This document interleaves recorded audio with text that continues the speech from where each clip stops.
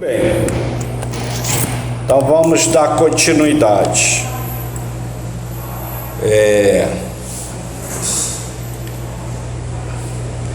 Muito bem, até aqui foi o que nós estudamos na aula passada. Vamos agora dar continuidade com a segunda questão. Quanto aos principais filósofos da época, que época? Época medieval, que se ocuparam com o estudo da ética. Primeiro, Santo Agostinho. Letra A vida. Gostaria que vocês pesquisassem, tá? Letra B, conforme está no plano de aula. O ponto central, motivador da vida moral em Agostinho. E aí, gente? Qual é o ponto central, motivador da ética agostiniana? Gente, para Santo Agostinho, o viver moral, ele implica em sabedoria. E a sabedoria só é possível mediante a fé, entendeu? Santo Agostinho, ele acredita que é possível conhecer, mais do que isso, é possível conhecer, É possível conhecer até mesmo o que não se vê, o que não se toca, o que não se sente. Mas isso só seria possível mediante a fé. Então, para que um comportamento moral seja livre, seja autêntico, seja verdadeiro, Agostinho acredita que esse ato moral, esse agir moral, ele tem que estar precedido por uma fé, entendeu?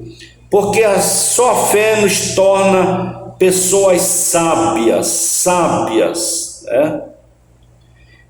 Agostinho fala também que é possível mediante a fé, como também na relação, na relação ascética do homem com Deus.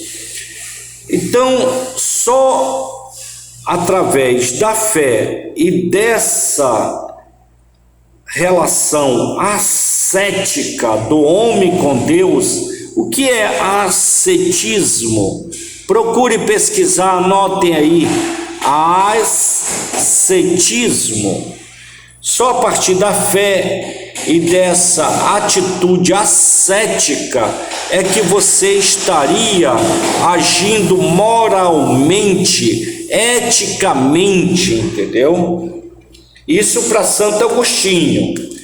Agora, e o segundo filósofo da Idade Média que muito influenciou a moral, a filosofia moral, ou melhor, a moral religiosa? Fale, meu anjo. Eu queria perguntar uma coisa sobre o ponto central da motivador da vida moral do Santo Agostinho. É tipo assim, para Santo Agostinho, o viver moral, ele implica com a sabedoria, e a sabedoria só é possível com a fé? Para Santo Agostinho só é possível tu agir moralmente, eticamente, se tu fores uma pessoa sábia. Só que a sabedoria não é algo que se consegue através de um conhecimento racional, lógico, racional, mas a sabedoria só é possível através da fé. Da fé em algo não só visível, mas em algo invisível também. E mais, da fé em algo que é a própria sabedoria, que é Deus. Daí a necessidade também para você ser uma pessoa ética, né? Você ser sábio em primeiro lugar e depois você estabelecer uma relação ascética com Deus. Então, ela só seria verdadeira se tivesse a fé. Só é verdadeira, só é uma ética verdadeira, autêntica, né? Autêntica, livre, se ela tiver alguma conexão com Deus. Se não tiver, entendeu? Porque o que é o homem para Santo Agostinho, senão aquele que de Deus mais próximo está, né? Em todos os sentidos, né? É a busca da perfeição, já que Deus é a perfeição, tá? Muito bem. Agora vamos ver o que São Tomás de Aquino, a vida. Gostaria que vocês pesquisassem a vida de São Tomás de Aquino. Gente, na aula passada alguém de vocês, acho que foi o João, perguntou, né, se eles eram contemporâneos, Santo Agostinho e São Tomás. Não, São Tomás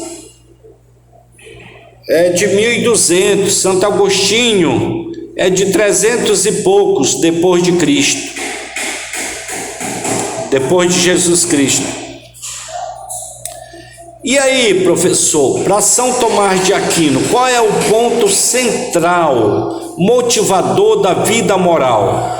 Gente, São Tomás de Aquino, para São Tomás de Aquino, o viver moral implica em sabedoria. É igualmente Santo Agostinho? É igualmente Santo Agostinho. Viver moral, ele implica em sabedoria. Só que diferentemente de Santo Agostinho,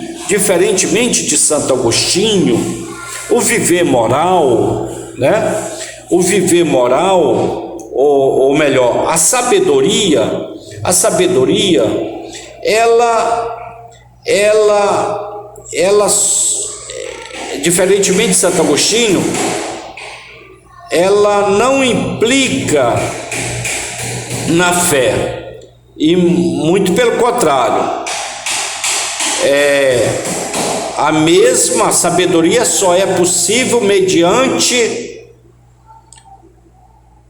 a fé também, porém uma fé fundamentada na razão, enquanto que a fé em Agostinho, ela é fundamentada na relação ascética com Deus, essa relação mais íntima que seria possível ao ser humano ter com Deus.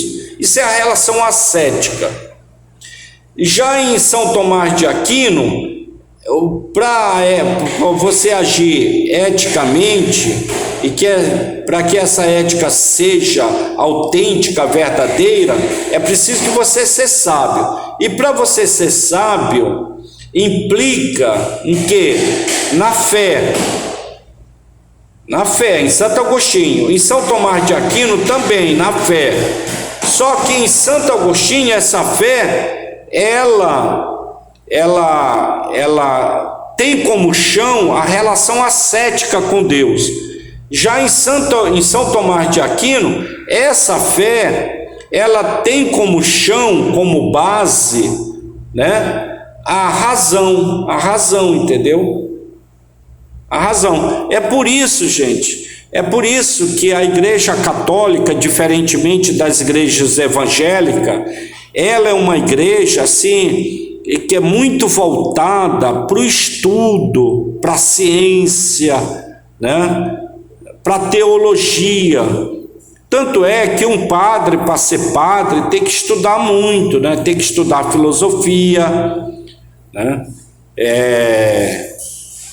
Que quase sempre é a negação da fé, E mesmo assim estuda filosofia e tem que estudar teologia, que é a ciência que estuda o fenômeno religioso, entendeu? E tudo isso é influência de São Tomás de Aquino, entendeu? São Tomás de Aquino. Já as igrejas evangélicas, elas acreditam que para você ter uma relação com Deus, você não precisa, para você ter fé, você não precisa de muita razão, não. Muito pelo contrário, a razão prejudica. Tanto é que tem muitas famílias evangélicas que não querem que os filhos frequentem faculdade, porque acham que eles vão se afastar de Deus, entendeu? Então é assim, tá? Então essa influência toda vem de lá, que a igreja recebeu. Entenderam bem o que é a ética para São Tomás de Aquino e o que é a ética para Platão? Alguma dúvida?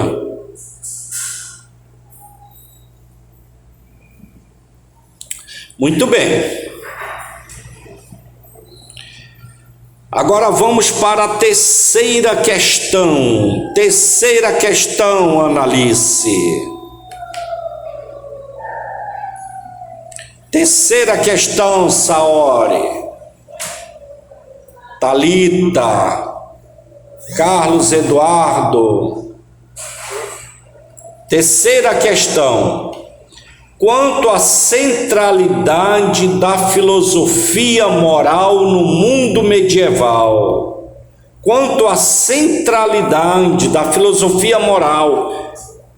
Qual é o centro da filosofia moral? Gente, filosofia na moral nada mais é do que a ética, o estudo da ética, tá? Qual é o centro da filosofia moral no mundo medieval? Não é no nosso mundo, não é no mundo moderno, da Idade Moderna. Não é no mundo antigo, é no mundo medieval. Qual é o centro? É a centralidade. É o ser humano, gente. A ênfase no ser humano. Só que um ser humano, alma, só que um ser humano espiritual, entendeu? Espiritual, tá? Quando nós estivermos no segundo ano, nós vamos ver que essa ênfase não é no ser humano, é no ser humano, só que não é no ser humano espiritual, alma, mas no ser humano corpóreo. Na Idade Moderna, o importante é o corpo, é a matéria. Na Idade Média, o importante é o espírito, é a alma, entendeu? Muito bem. Então, gente, o conceito de homem que se tem, de ser humano que se tem na Idade Média, é o conceito de um ser humano espiritual. O que é o ser humano medieval? É o que é o seu espírito, é o que é a sua alma. Ora, se a sua alma não presta, então de nada vale o corpo, entendeu? Então, se a alma presta, é boa, então faz sentido ela estar morando no corpo. Agora, se ela não presta, então o corpo não tem, a matéria não significa nada. O mundo material não significa nada, a não ser o mundo espiritual, tá? Esse era o mundo medieval, tá? E em cima desse mundo é que foi construída uma ética medieval, tá? Então, olha só. Com o enfraquecimento da filosofia, isso na Idade Média. A filosofia começa quando? No século VI, 7, antes de Cristo, antes de Jesus Cristo. e se estende até o século III, final do século III depois de Cristo. Ô, mentira, fica aí. Oi, meu anjo. Fale. É porque cada hora que você vai falar o seu mundo certo, porque naquele dia o senhor falou que era do 5 ao 9. Aí agora o senhor falou que era do 4 ao 9. E agora é do 5 ao 6? Não, tu tem que ver que mundo eu estou falando. O mundo moderno começa, o mundo medieval começa no 5 e vai até o 9. Eu estou falando do mundo antigo. Mundo antigo. Mundo antigo começa no século 7, 6 antes de Jesus Cristo e vai até o final do século 3, 4 depois de Cristo, entendeu? O mundo antigo. Tá, mundo antigo. Ai, mas o que você está fazendo? Ela quer o tempo todo no meu celular. Tá, espera aí, vamos lá. Então o que é que eu estou dizendo? Que nós estamos falando do quanto à centralidade da filosofia moral no mundo medieval. Qual era o centro? Letra A ênfase no ser humano espiritual. A ênfase no ser humano espiritual. Tá? Isso na Idade Média. Na Idade Média. Tá? Porque com o enfraquecimento da filosofia, aí que eu estava falando, a filosofia começa no século 7 e vem até o final do século 3, 4 depois de Cristo. Então com o enfraquecimento da filosofia, em detrimento de quê? Da teologia. Aí no século V começa a Idade Média. E quem é que vai ter importância agora? A filosofia? Não, a teologia. A teologia. Então, com a teologia surgirá uma nova cosmologia, logo um novo conceito de homem. Agora, tá? Agora o indivíduo é o que é a sua alma, entendeu? É o que é a sua alma. Então a ênfase foi no ser humano, mas no ser humano espiritual. Aí eu dizia o seguinte: quando nós estivermos no segundo ano que a gente for estudar a Idade Moderna, aí vocês vão ver que a ênfase também é no ser humano, só que o ser humano corpóreo e não espiritual, e não alma. Na Idade Moderna vai ser um ser humano corpóreo, matéria, tá? Muito bem. Então é isso, a centralidade foi no ser humano, mas nesse ser humano espiritual, tá? E mais, toda essa visão de mundo medieval, toda essa visão, deixa eu fechar a porta aqui, gente, tá muito barulho.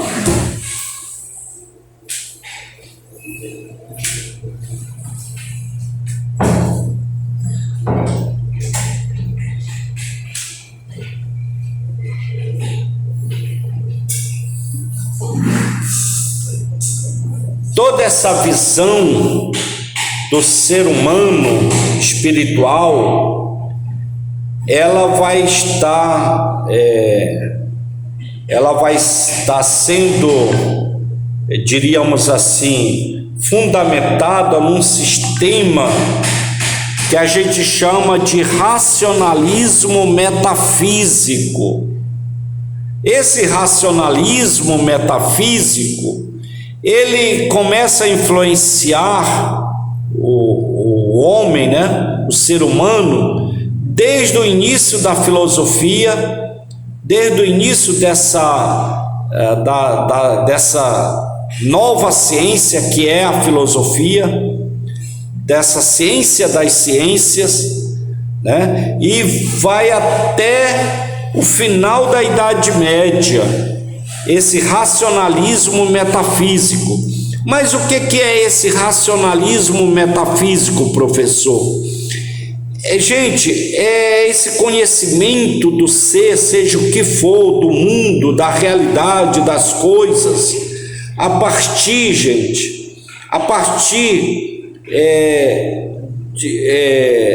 apenas teoricamente, entendeu? Apenas abstratamente.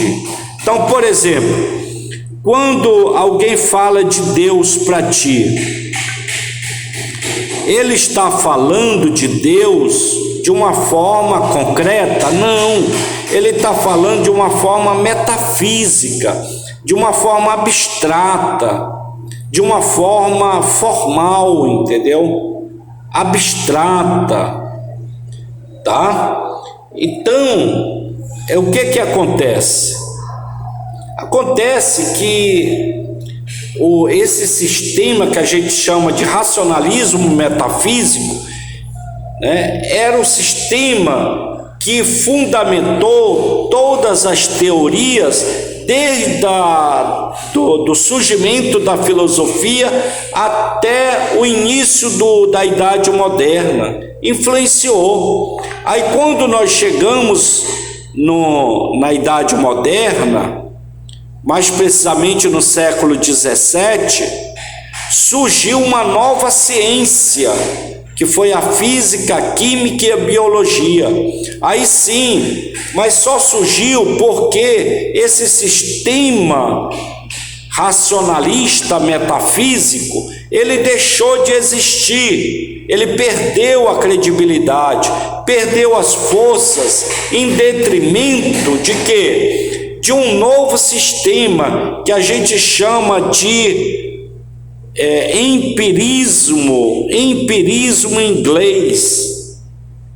Agora sim, o conhecimento, seja do que for, o conhecimento será fruto de uma experiência, né?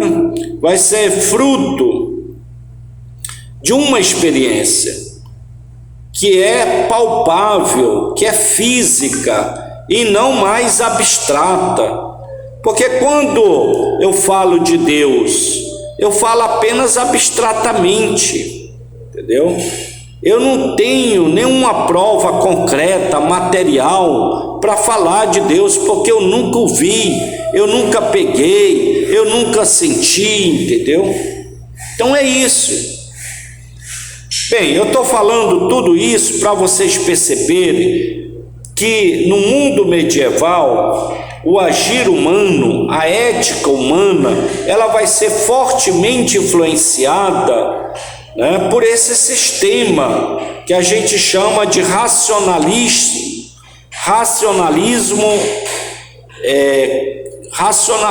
entendeu? Metafísico. Tá? Bem, letra B. O surgimento de um novo paradigma ético e moral. Surgimento de um novo paradigma, tá? Nós estamos vendo a centralidade da filosofia moral no mundo medieval. Qual é o centro da filosofia? O ser humano. Mas tratava de um ser humano espiritual, de um ser humano alma, tá? Muito bem. Agora a letra B, o surgimento de um novo paradigma ético e moral, tá? Gente, já no finalzinho da Idade Média, né, Descartes é quem é considerado o pai do pensamento moderno. Ele que vai dar início a uma nova visão de ser humano. Então, eu diria para vocês que, de fato, com Descartes, né, surge uma nova cosmologia humana, né? Agora a partir de um racionalismo crítico, não mais de um relacionalismo metafísico, mas agora, já nos primeiros anos, séculos da Idade Moderna, né, vai surgir, né, esse novo racionalismo que a gente chama de racionalismo crítico, por causa das ciências, da influência das ciências, né, que é conhecimento crítico, o qual vai emergir uma nova mentalidade marcada pelo humanismo. Tal movimento rompe com a concepção passiva do ser humano, entregue unicamente nos desígnios divinos, entendeu? Muito bem. Então é isso. Agora chegamos à quarta questão, quanto aos principais ismos filosóficos do mundo antigo e medieval. Quanto aos principais ismos filosóficos do mundo antigo e medieval, que influenciaram o agir humano, né? Aí eu queria que vocês fizessem uma pesquisa sobre o ceticismo, tá? Ceticismo. E a partir desse conceito de ceticismo, vocês vão perceber, né, se é possível, né, o agir ético ou não. O deísmo, o que é o deísmo? Um outro ismo, um outro movimento, o teísmo, um outro, o epicurismo, o estoicismo, o gnosticismo, o animismo, o sofismo,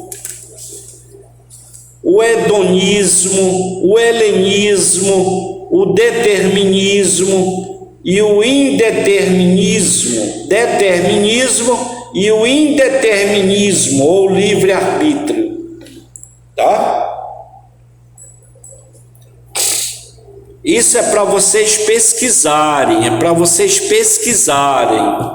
é fácil, gente. Diferentemente de antigamente, que a gente tinha que ir para uma biblioteca e torcer para que tivesse um livro lá, um dicionário, né? Um bom dicionário. Hoje não, vocês têm um Google aí, rapidinho vocês respondem tudo isso aqui, ó, tá? Eu quero que vocês respondam, que na próxima aula a gente vai fazer uma relação disso com a ética, com a moral. Tá? E a quinta questão, quantas formas de se relacionar moralmente no mundo medieval? Então, por exemplo, em relação ao ser humano, né? Como é que era essa relação? Tá? Na próxima aula eu vou responder para vocês, porque eu já estou com a garganta doendo, ainda tem uma outra aula, uma outra turma, tá? Então a questão é quanto às formas de se relacionar moralmente no mundo medieval. Por exemplo, em relação ao ser humano, né? Em relação ao ser humano,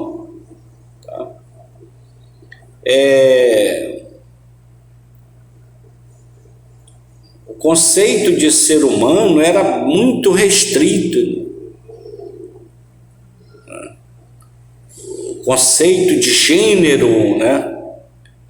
Também, letra B, em relação à questão de gênero,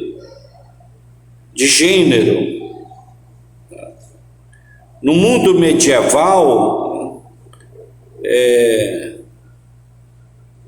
seria inconcebível essa questão de gênero, entendeu?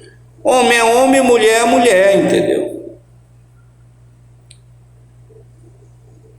Não tem diferentes tipos de homem, não tem diferentes tipos de mulher. Isso é inconcebível na Idade Média, tá?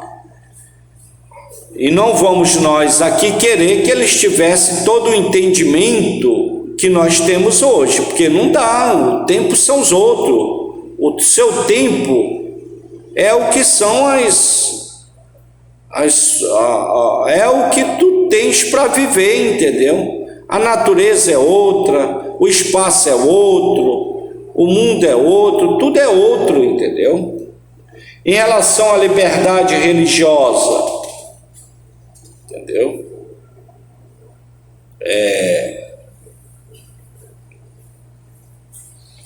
Isso aí também é muito difícil.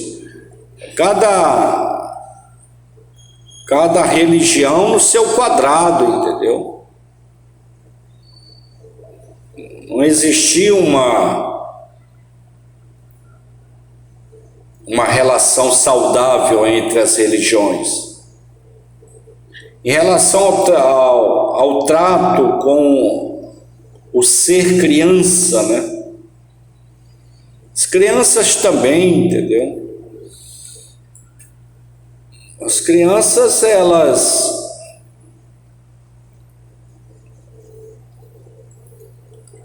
elas eram tudo, menos respeitadas, entendeu? Menos respeitadas. Em relação à homossexualidade, complicado, né, falar nisso. Em relação à negritude, vocês sabem, na época dessa, ser negro não era outra coisa, a não ser escravo, né? Uma outra categoria de ser humano, né? No mundo medieval.